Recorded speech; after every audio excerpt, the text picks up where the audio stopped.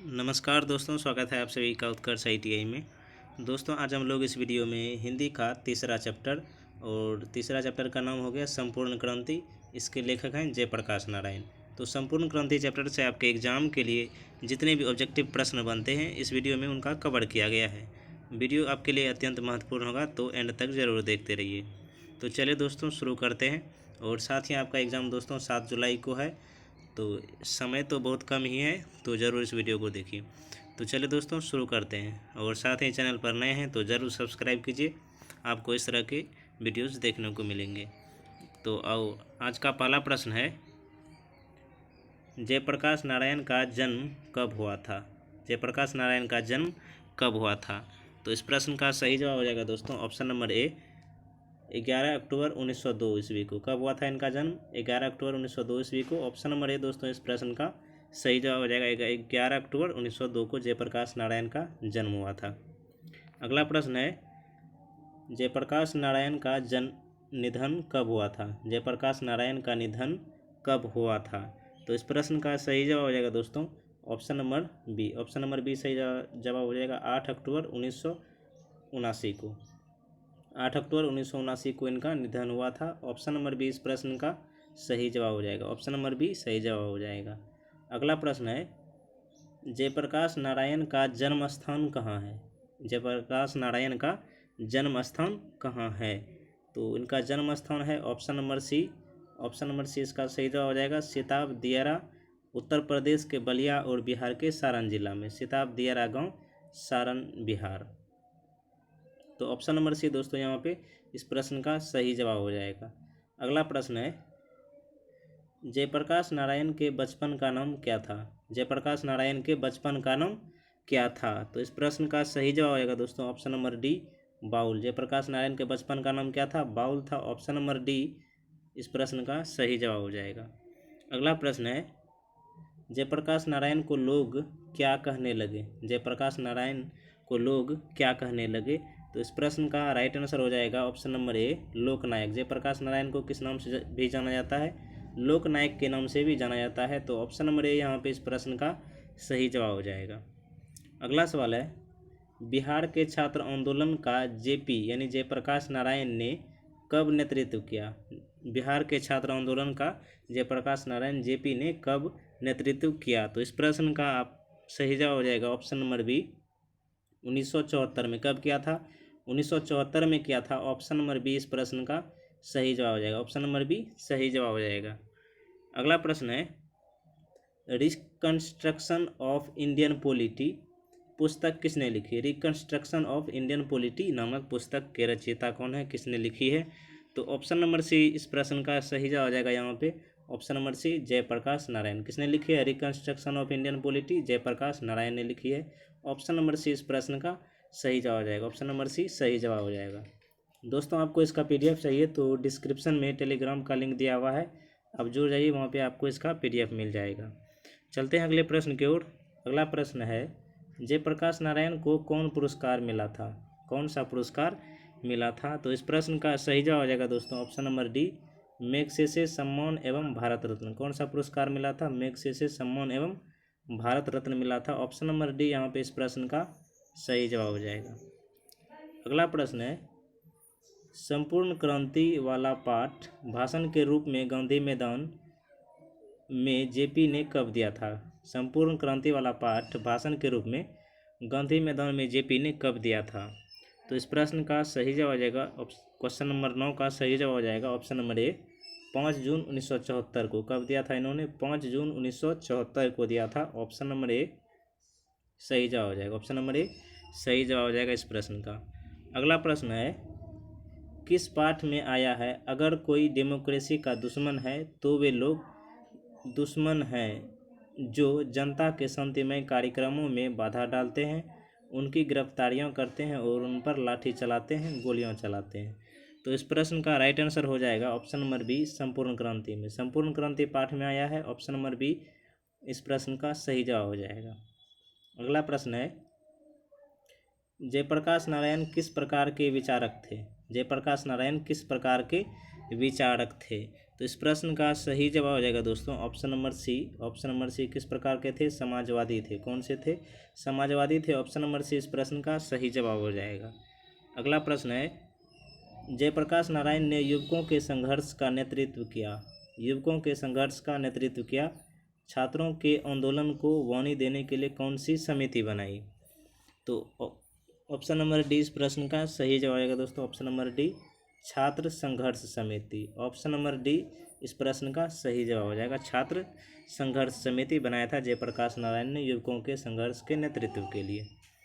अगला प्रश्न है, जयप्रकाश नारायण कब मार्क्सवादी बने थे? जयप्रकाश नारायण कब मार्क्सवादी बने थे? तो इस प्रश्न का सही जवाब हो जाएगा ऑप्शन नंबर ए 1924 में। कब बने थे? 1924 में बने थे। ऑप्शन नंबर ए इस प्रश्न का सही जवाब हो जाएगा 1924 में।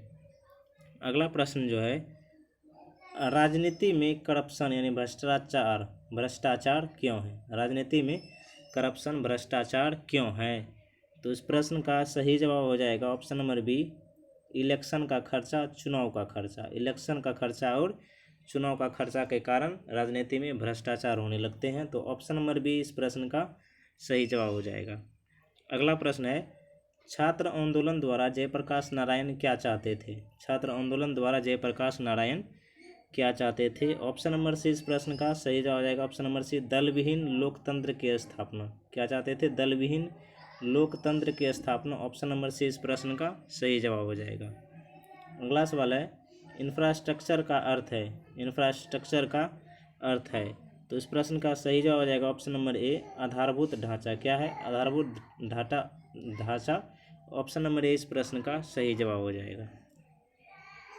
अगला क्वेश्चन है, बुजुर्गा क्लास का अर्थ है। बुजुर्गा क्लास का अर्थ है। तो इस प्रश्न का जो आपका सही जवाब हो जाएगा ऑप्शन नंबर बी पूंजीपति वर्ग और उसमें निष्ठा रखने वाला। पूंजीपति वर्ग और उसमें निष्ठा रखने वाला। ऑप्शन नंबर बी इस प्रश्न का सही जवाब हो जाएगा।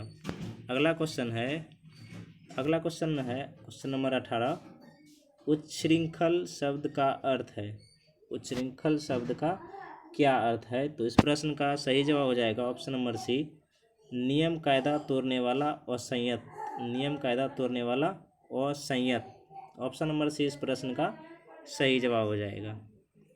अगला सवाल है, किसके बारे में धर्मवीर भारती ने मुनादी शीर्षक कविता में लिखा? धर्मवीर भारती ने मुनादी शीर्षक कविता में लिखा है। तो इस प्रश्न का सही जवाब हो जाएगा और ये लिखा है, एक 72 बरस का बूढ़ा आदमी अपनी कांपती कमज़ोर आवाज़ में सड़कों पर सच बोलता हुआ निकल पड़ा है। सड़कों पर सच बोलता हुआ निकल पड़ा है। तो इस प्रश्न का सही जवाब हो जाएगा दोस्तों ऑप्शन नंबर डी इस प्रश्न का सही जवाब हो जाएगा। ऑप्शन नंबर डी कौन बोले हैं? तो Jayaprakash Narayan. Option number D इस प्रश्न का सही जवाब हो जाएगा। अगला प्रश्न है, संपूर्ण क्रांति शीर्षक भाषण किसने दिया था? संपूर्ण क्रांति शीर्षक भाषण किसने दिया था? तो इस प्रश्न का सही जवाब हो जाएगा ऑप्शन नंबर ए किसने दिया था? जयप्रकाश नारायण ने दिया था। किसने दिया था? जयप्रकाश नारायण ने दिया था। ऑप्शन नंबर ए इस प्रश्न का सही जवाब हो जाएगा। अगला प्रश्न है, जयप्रकाश नारायण की पत्नी का क्या नाम था? जयप्रकाश नारायण की पत्नी का क्या नाम था? तो इस प्रश्न का राइट आंसर हो जाएगा option number D Prabhavati Devi. क्या नाम था? Prabhavati Devi. Option number D इस प्रश्न का सही जवाब हो जाएगा। अगला प्रश्न है, जयप्रकाश नारायण के माता पिता का नाम क्या था? इनके माता और पिता का नाम क्या था? तो ऑप्शन नंबर ए यहाँ पे सही जवाब हो जाएगा फूलरानी एवं हर्षुदयाल। क्या नाम था? फूलरानी एवं हर्षुदयाल। ऑप्शन नंबर ए इस प्रश्न का सही जवाब हो जाएगा। अगला प्रश्न है, 1965 में समाज सेवा के लिए मैग्सेसे सम्मान किसे मिला था? 1965 में समाज सेवा के लिए मैग्सेसे सम्मान किसे मिला था? तो इस प्रश्न का सही जवाब हो जाएगा option number C Jayaprakash Narayan. किन्हें मिला था? जयप्रकाश नारायण को मिला था। ऑप्शन नंबर सी इस प्रश्न का सही जवाब हो जाएगा। अगला प्रश्न है, किसने लिखा है जयप्रकाश वह नाम जिसे इतिहास समादर देता है, बढ़कर जिसके पद चिन्हों को उस पर अंकित कर लेता है? तो किसने लिखा है यह? तो ऑप्शन नंबर बी इस प्रश्न का सही जवाब हो जाएगा। ऑप्शन नंबर बी राष्ट्रकवि दिनकर के द्वारा यह पंक्ति लिखी गई है। तो ऑप्शन नंबर बी इस प्रश्न का सही जवाब हो जाएगा। अगला प्रश्न है, जयप्रकाश नारायण को किसका दलाल कहा गया है? जयप्रकाश नारायण को किसका दलाल कहा गया है? तो इस प्रश्न का सही जवाब हो जाएगा दोस्तों ऑप्शन नंबर सी, रूस का दलाल। जयप्रकाश नारायण को रूस का दलाल कहा गया है। ऑप्शन नंबर सी इस प्रश्न का सही जवाब हो जाएगा। अगला प्रश्न है, जयप्रकाश नारायण को भारत रत्न की उपाधि दी गई। जयप्रकाश नारायण को भारत रत्न की उपाधि कब दी गई? तो इस प्रश्न का राइट आंसर हो जाएगा option number B. Option number B कब दी गई? 1998 में। ऑप्शन नंबर बी इस प्रश्न का सही जवाब हो जाएगा। अगला प्रश्न है, जयप्रकाश नारायण के स्वास्थ्य पर निगरानी रखने वाले डॉक्टर का नाम था। डॉक्टर का नाम क्या था? तो यहाँ पे इस प्रश्न का सही जवाब हो जाएगा दोस्तों option number A, doctor Rahman. क्या नाम थे? डॉक्टर रहमान था उनके स्वास्थ्य पर ध्यान रखने वाले डॉक्टर का नाम। तो ऑप्शन नंबर ए इस प्रश्न का सही जवाब हो जाएगा दोस्तों। अगला प्रश्न है, लेनिन की मृत्यु कब हुई थी? लेनिन की मृत्यु कब हुई थी? लेनिन की मृत्यु कब हुई? तो ऑप्शन नंबर डी इस प्रश्न का सही जवाब हो जाएगा ऑप्शन नंबर डी, 1924 में। कब हुई? 1924 में। ऑप्शन नंबर डी सही जवाब हो जाएगा। क्वेश्चन नंबर 28 का सही जवाब हो जाएगा ऑप्शन नंबर डी, 1924 में भी लेनिन की मृत्यु। अगला क्वेश्चन है क्वेश्चन नंबर 29, किसने कहा था अभी न जाने कितने मीलों इस देश की जनता को जाना है? अभी न जाने कितने मीलों इस देश की जनता को जाना है। तो इस प्रश्न का सही जवाब हो जाएगा दोस्तों ऑप्शन नंबर डी। किसने कहा था? लाल बहादुर शास्त्री ने कहा था। ऑप्शन नंबर डी इस प्रश्न का सही जवाब हो जाएगा। ऑप्शन नंबर डी इस प्रश्न का सही जवाब हो जाएगा दोस्तों। अगला प्रश्न है, 1974 में बिहार प्रदेश के मुख्यमंत्री कौन थे? 1974 में बिहार प्रदेश के मुख्यमंत्री कौन थे? उसका नाम क्या था? तो ऑप्शन नंबर बी दोस्तों इस प्रश्न का सही जवाब हो जाएगा option number B, Abdul Ghaffar. क्या नाम था? Abdul Ghaffar. Option number B इस प्रश्न का सही जवाब हो जाएगा। अगला प्रश्न है, मेरी कौन सा सर्वनाम है? मेरी कौन सा सर्वनाम है? तो इस प्रश्न का सही जवाब हो जाएगा दोस्तों ऑप्शन नंबर ए, पुरुषवाचक। मेरी कौन सा सर्वनाम है? पुरुषवाचक सर्वनाम है। ऑप्शन नंबर ए इस प्रश्न का सही जवाब हो जाएगा दोस्तों। अगला प्रश्न है, गांव से विशेषण बनाएं। गांव से विशेषण बनाएं। तो गांव का विशेषण क्या हो जाएगा दोस्तों? ऑप्शन नंबर बी इस प्रश्न का सही जवाब। गांव का विशेषण ग्रामीण हो गया। गांव का विशेषण ग्रामीण। ऑप्शन नंबर बी सही जवाब हो जाएगा। अगला प्रश्न है, इस वाक्य से अभी चुने। अभी हाल में जब मैं वेल्लोर में था तो हमारे पास परम मित्र और स्नेही उमाशंकर जी दीक्षित पटना आए थे। उमाशंकर जी दीक्षित पटना आए थे। तो इस प्रश्न का राइट आंसर हो जाएगा option number C. Option number C, तो और यहाँ पे जो है कि अव्यय है। इस वाक्य में तो और अव्यय, तो यहाँ पे है और तो और यहाँ पे अव्यय के रूप में है। और अव्यय वे होते हैं जिनका रूप किसी भी परिस्थिति में नहीं बदलता है। तो ऑप्शन नंबर सी इस प्रश्न का सही जवाब हो जाएगा। अगला प्रश्न है, उन्होंने कौन सा सर्वनाम है? उन्होंने कौन सा सर्वनाम है? तो इस प्रश्न का सही जवाब हो जाएगा दोस्तों ऑप्शन नंबर डी, पुरुषवाचक सर्वनाम। उन्होंने कौन सा सर्वनाम है? पुरुषवाचक सर्वनाम है। ऑप्शन नंबर डी इस प्रश्न का सही जवाब हो जाएगा। अगला प्रश्न है, कानून शब्द से विशेषण बनाएं। कानून शब्द से विशेषण बनाएं। तो इस प्रश्न का राइट आंसर हो जाएगा ऑप्शन नंबर ए, कानून का विशेषण कानूनी हो जाएगा। तो ऑप्शन नंबर ए इस प्रश्न का सही जवाब हो जाएगा। अगला प्रश्न में है, अब ये चुनना है। अब ये चुने। थोड़ी सी खेती और नहर विभाग में जिलादार बाद में रेवेन्यू असिस्टेंट हुए। बाद में रेवेन्यू असिस्टेंट हुए। तो इस वाक्य में अब ये कौन सा है? तो इस प्रश्न का सही जवाब हो जाएगा ऑप्शन नंबर बी, और इस वाक्य में अब ये कौन सा है? और है। तो और यहाँ पे है, और यहाँ पे है। यह अव्यय के रूप में इस वाक्य में प्रदर्शित है। तो ऑप्शन नंबर बी इस प्रश्न का सही जवाब हो जाएगा दोस्तों। ऑप्शन नंबर बी सही जवाब हो जाएगा। अगला प्रश्न है, मेरा कौन सा सर्वनाम है? मेरा कौन सा सर्वनाम है? तो इस प्रश्न का सही जवाब हो जाएगा दोस्तों ऑप्शन नंबर सी, पुरुषवाचक सर्वनाम। मेरा कौन सा सर्वनाम है? पुरुषवाचक सर्वनाम है। ऑप्शन नंबर सी सही जवाब हो जाएगा। अगला सवाल में है, शक्ति से विशेषण बनाएं। शक्ति से विशेषण बनाएं। शक्ति से विशेषण का क्या नाम होगा? तो ऑप्शन नंबर डी सही जवाब हो जाएगा। शक्ति से शक्तिशाली। शक्ति से शक्तिशाली। ऑप्शन नंबर डी सही जवाब हो जाएगा। अगला सवाल में है, अब ये चुने, अब ये चुने, अभी न जाने कितने मीलों देश की जनता को जाना है। तो इसमें अभी के रूप में हो जाएगा ऑप्शन नंबर ए कितने। अभी के रूप में ऑप्शन नंबर ए हो जाएगा कितने, तो ऑप्शन नंबर ए यहाँ पे इस प्रश्न का सही जवाब हो जाएगा, कितने अभी हैं। अगला प्रश्न है, उनका कौन सा सर्वनाम है, उनका कौन सर्वनाम है, उनका शब्द जो है यह कौन सा सर्वनाम है। तो इस प्रश्न का राइट आंसर हो जाएगा ऑप्शन नंबर बी पुरुषवाचक सर्वनाम। उनका कौन सा सर्वनाम है, पुरुषवाचक सर्वनाम है, ऑप्शन नंबर बी सही जवाब हो जाएगा। अगला प्रश्न है, प्रेम शब्द से विशेषण बनाएं, प्रेम शब्द से विशेषण बनाएं। तो इस प्रश्न का सही जवाब हो जाएगा दोस्तों ऑप्शन नंबर सी प्रेमसी। कौन सा हो जाएगा, प्रेमसी, ऑप्शन नंबर सी इस प्रश्न का सही जवाब हो जाएगा। अगला प्रश्न है और 42 नंबर प्रश्न में है, अब ये चुने, मैं टहलता रहा लेकिन अंत में वेल्लोर जाते समय मैंने उनके आग्रह को स्वीकार कर लिया। तो इस प्रश्न का राइट आंसर हो जाएगा दोस्तों ऑप्शन नंबर डी लेकिन। अभी के रूप में क्या कौन सा है यहाँ पे है, लेकिन अभी के रूप में है। तो ऑप्शन नंबर डी इस प्रश्न का सही जवाब हो जाएगा दोस्तों, ऑप्शन नंबर डी सही जवाब हो जाएगा। अगला सवाल में है, मुझे में कौन सा सर्वनाम है, मुझे जो शब्द जो है यह कौन सा सर्वनाम है। तो इस प्रश्न का सही जवाब हो जाएगा दोस्तों ऑप्शन नंबर ए उत्तम पुरुषवाचक। कौन सा सर्वनाम है, उत्तम पुरुषवाचक, ऑप्शन नंबर ए इस प्रश्न का सही जवाब हो जाएगा। अगला सवाल है, स्नेह से विशेषण बनाएं, स्नेह से विशेषण बनाएं। तो इसका सही जवाब हो जाएगा दोस्तों ऑप्शन नंबर बी स्नेही। स्नेह से हो जाएगा स्नेही, ऑप्शन नंबर बी सही जवाब हो जाएगा।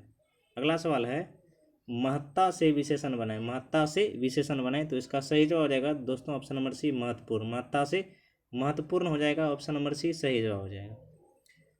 और क्वेश्चन नंबर 46 में हो जाएगा, अब ये चुने, लेकिन आज बड़ी भारी जिम्मेदारी अपने कंधों पर आई है और मैंने इस जिम्मेदारी को अपनी तरफ से मांग करके नहीं लिया है। तो इस प्रश्न में जो अभी के रूप में चुनने के लिए बोला गया है, तो इस प्रश्न का राइट आंसर हो जाएगा ऑप्शन नंबर डी लेकिन और। लेकिन और यहाँ पे दो अभी के रूप में है, तो ऑप्शन नंबर डी इस प्रश्न का सही जवाब हो जाएगा, ऑप्शन नंबर डी सही जवाब हो जाएगा। अगला सवाल है, महीने में कौन सा सर्वनाम है, महीने में कौन सा सर्वनाम है। तो ऑप्शन नंबर ए सही जवाब हो जाएगा पुरुषवाचक सर्वनाम, महीने में पुरुषवाचक सर्वनाम है। अगला प्रश्न देखते हैं, आपसे में कौन सा सर्वनाम है, आपसे में। तो आपसे में हो जाएगा ऑप्शन नंबर बी पुरुषवाचक सर्वनाम, आपसे में भी पुरुषवाचक हो जाएगा, ऑप्शन नंबर बी सही जवाब हो जाएगा। अगला प्रश्न है, किस पाठ से लिया गया है, यदि जनता को कोई प्रतिनिधि गलत कार्य करता है तो संघर्ष समितियां उसे इस्तीफा देने के लिए बाध्य करें। तो इस प्रश्न का सही जवाब हो जाएगा दोस्तों ऑप्शन नंबर सी संपूर्ण क्रांति, ऑप्शन नंबर सी सही जवाब हो जाएगा, संपूर्ण क्रांति बाध्य देने के लिए इस्तीफा करें। यह संपूर्ण क्रांति पाठ से लिया गया है। अगला प्रश्न है, किस पाठ में आया है, जन संघर्ष समितियां आम राय से जनता के लिए सही उम्मीदवार का चयन करें, किस पाठ से लिया गया है। तो इस प्रश्न का सही जवाब हो जाएगा दोस्तों ऑप्शन नंबर डी संपूर्ण क्रांति पाठ से लिया गया है, ऑप्शन नंबर डी यहाँ पे सही जवाब हो जाएगा। अगला प्रश्न है, जयप्रकाश नारायण रचित पाठ का नाम है, जयप्रकाश नारायण रचित पाठ का नाम है। तो इस प्रश्न का सही जवाब होगा दोस्तों ऑप्शन नंबर सी संपूर्ण क्रांति। जयप्रकाश नारायण रचित पाठ का नाम क्या है, संपूर्ण क्रांति, ऑप्शन नंबर सी इस प्रश्न का सही जवाब हो जाएगा। अगला प्रश्न है, दलविहीन लोकतंत्र किसके मूल उद्देश्यों में है, दलविहीन लोकतंत्र किसके मूल उद्देश्यों में है। तो इस प्रश्न का राइट आंसर हो जाएगा ऑप्शन नंबर बी मार्क्सवादी तथा लेनिनवाद, मार्क्सवाद तथा लेनिनवाद में ऑप्शन नंबर बी इस प्रश्न का सही जवाब हो जाएगा। दोस्तों ये थे आपके चैप्टर नंबर 3 संपूर्ण क्रांति के प्रमुख ऑब्जेक्टिव क्वेश्चंस। मिलते हैं अगले टॉपिक के साथ, तब तक के लिए जय हिंद जय भारत।